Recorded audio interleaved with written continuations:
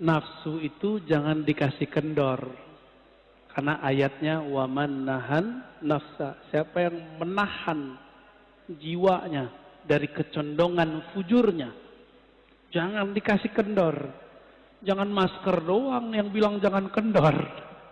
Ini masker jangan kendor, giliran nafsu dibiarin. Nafs itu tidak hanya itu, nafs itu ada zahir ada batin.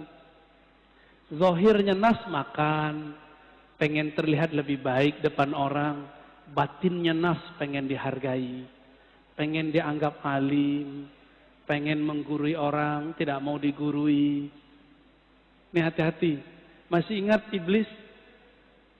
Iblis itu nafsnya pengen minta dihargai. Bahasa Arabnya istakbaro.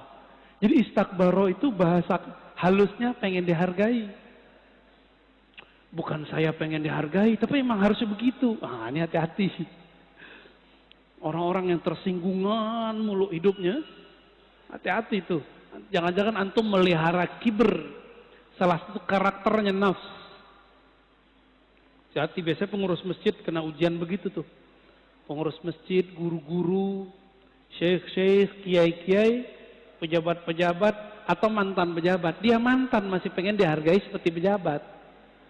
Namanya post power syndrome, tahu? Ya, dia dulu ngurus masjid, sekarang kan bukan. Itu di banyak masjid saya ketemu begitu Pak. Di banyak masjid, saya nggak tahu masjid sini ya. Dinamikanya mungkin 11-12 lah. Bener, ya sama lah. Karena masjid ini tempat nyembah Allah. Setan nggak mau diem Pak. Dia bikinlah pengurus tengkar sama pengurus. Antum yang tengkar, kena udah. Kalau berbeda boleh, tengkar ya nggak boleh. Berselisih itu rahmat, yang nggak boleh itu takhasum, bermukhosamah. Mulai kemudian orang kalau udah mukhosamah tengkar, nyari kesalahan orang nggak? Ada beberapa masjid udah kayak partai politik Pak. Mau milih ketua itu udah pakai, waduh ya salam, udah ada tim sukses segala, ada grup baru lagi. Ya salam. Semoga Masjid Nabawi seperti Nur Nabi Sallallahu Alaihi Wasallam, berselisih untuk maju, bukan berselisih untuk bertengkar. Amin. Nafs ini fiha lazzah, hawa nafsu itu ada lezatnya. Ini saya ngomong begini, itu ada nafsunya. Kalau saya menikmati ngata-ngatain orang, maka saya niatkan kalam saya ini ngata-ngatain diri saya sendiri. Pahit loh Pak ngatain diri sendiri itu. Enggak enak banget ngata-ngatain diri sendiri itu. Maunya dia mau ngata-ngatain orang mulu. Enggak mau muhasabah diri, maunya menghisap orang mulu. Itu karakter kita, itu karakter nafs itu. Berarti antum sudah bagus tuh pertanyaannya. Saya gitu ya, dengan pakaian begini merasa nggak pantas. Emang nggak pantas Pak.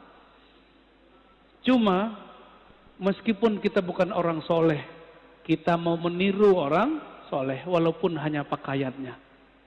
Semoga dengan meniru pakaiannya nanti akhlaknya pun nempel ke tubuh kita. Kalau akhlaknya sudah nyampe, semoga karakter kolbiahnya juga masuk ke dalam diri kita. Nah ini, jadi gimana caranya? Jangan kasih kendor. Kasih kendor, kasih sanksi. Allah itu memberi sanksi nggak kepada jiwa ketika dia tidak mau mengakui Allah sebagai Rabb? Dikasih sanksi, tinggal dikasih makan.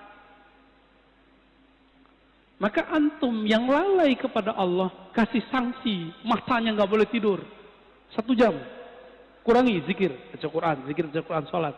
Harus disanksi diri kita ini, diberikan dia hukuman, disiplin. Masa orang ada disiplin kerja mencari dunia, tapi dia nggak disiplin kerja untuk akhirat. Orang yang tidak sukses di masa tuanya dunia karena dia masa mudanya tidak disiplin. Sepakat? Benar? Bapak, kenapa saya bisa baca kitab apa saja sekarang? Karena saya disiplin dulu di mulai dari umur 15 tahun saya belajar baca kitab, jadi telat belajar kitabnya. Kawan-kawan mungkin umur 12 sudah mulai hafal alfiah. Saya belajar itu umur 15. Karena saya tahu ini ilmu mahal, nggak pernah kita tinggal lagi. Kuliah pun, ketika orang tua saya mengatakan, nak cari kerjaan, bapak susah. Saya bilang, Pak, apapun, tolong beasiswain saya 4 tahun. Dan benar-benar Pak, saya 12 tahun mendidik nafsu saya untuk tidak pacaran. Ya, itu 12 jam setiap hari.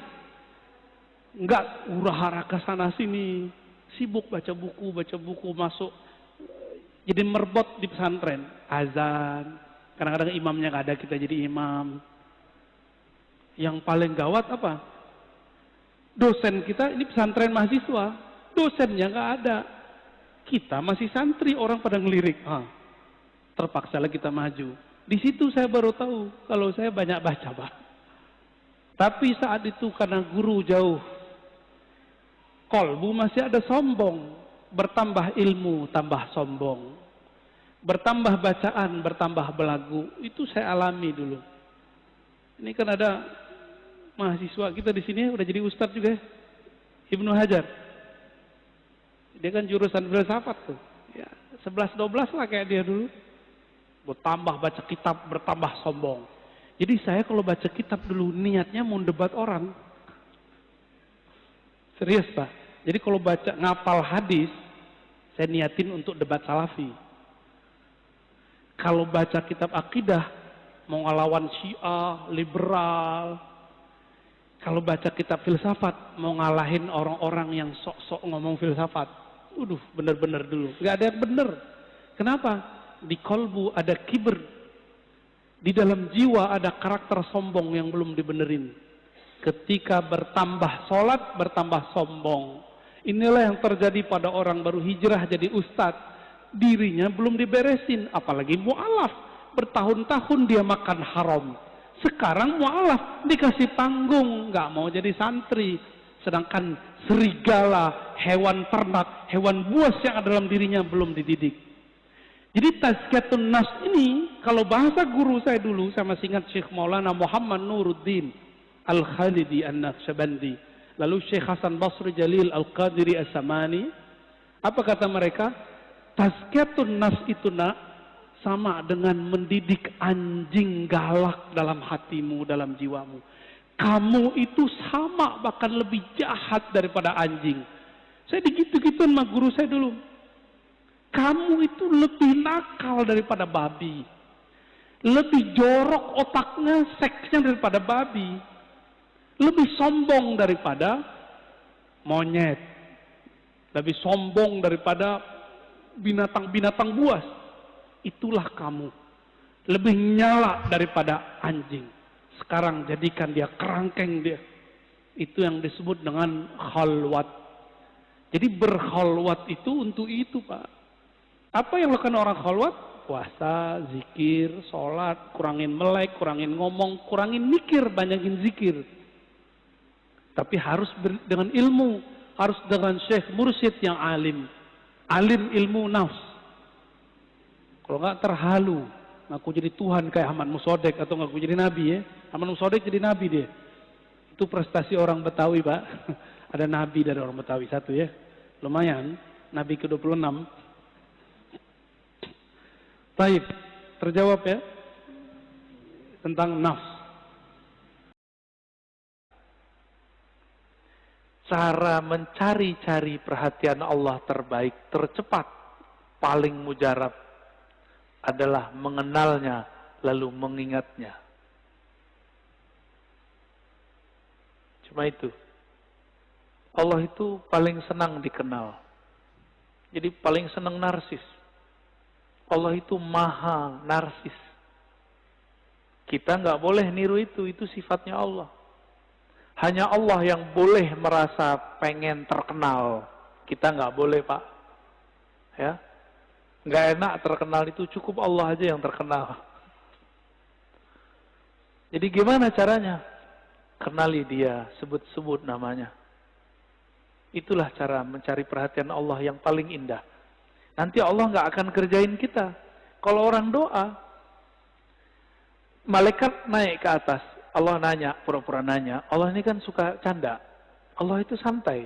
Antum aja yang tegang kan? Malaikat, itu hambaku kamu tinggalkan lagi ngapain? Ya Rabb, dia sudah meminta-minta kepada engkau. Tapi kenapa engkau belum kunjung menjawabnya? Apa kata Allah? Aku senang mendengar dia cari-cari perhatian. Dengan cara doa. Nangis-nangis, biarin aja dulu. Jadi antum doa, pasti dilama-lamain sama Allah. Terus gimana supaya nggak dilama-lamain sama Allah?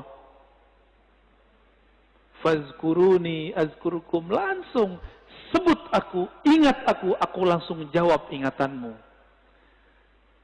Aku sambut ingatanmu. Maka dalam hadis Imam Tirmizi, hadis imam-imam yang lain disebutkan, man syaghalani dzikri, siapa yang sibuk dengan mengingatku sehingga tidak sempat berdoa kepadaku, an mas'alati, aku berikan kepadanya apa yang diberikan kepada orang-orang yang meminta. Orang meminta belum dikasih, orang zikir kepikiran langsung dikasih. Apa bedanya? Kalau kita zikir, Allah pandang kolbu. Kalau antum meminta, Allah lihat, di kolbunya baru ada emas, di kolbunya ada fulus, di kolbunya baru ada pengen terkenal, di kolbunya baru kapan dia kemudian berdoa merindukan aku. Itu yang ditunggu-tunggu sama Allah. Tapi kalau orang zikir, subhanallah, tanpa niat apa-apa kecuali ingin mengingat Allah, terbersit selain Allah, Allah tidak ridha, Allah cemburu. Maka Allah cepat-cepat kirim itu supaya orang ini tidak berhenti berzikir. Ini tipsnya para aulia, ya. Kenapa wali-wali itu kalau yang pengen kaya, kaya. Ada wali nggak pengen kaya, maka nggak dikasih Allah kaya.